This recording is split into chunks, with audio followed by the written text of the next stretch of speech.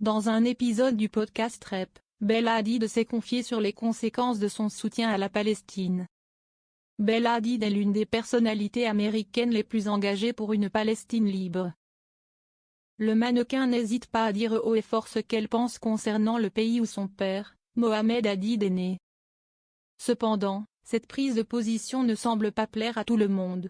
Dans un récent épisode du podcast Rep, Bella Hadid s'est confiée, pour la première fois publiquement, sur les conséquences que son engagement en faveur de la Palestine ont pu avoir sur sa carrière mais également dans ses relations. Des conséquences professionnelles et privées. Je ne sais pas si je suis prête, commence-t-elle au micro de la journaliste et activiste Noor Tagouri. Je ressens ce sentiment d'anxiété à l'idée de ne pas dire ce qu'il faut ou de ne pas être ce que tout le monde veut que je sois. Malgré une certaine appréhension, elle a révélé qu'elle avait perdu des opportunités professionnelles à cause de son engagement.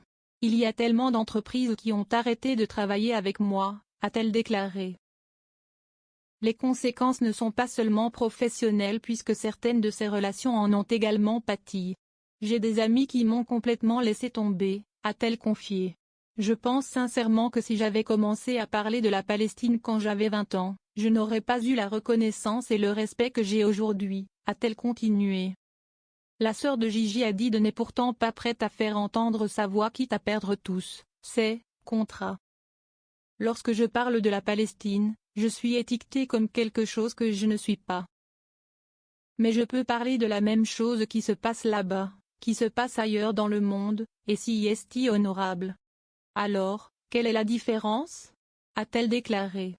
Si Bella Hadid a grandi à Santa Barbara, elle reste très attachée aux racines de son père.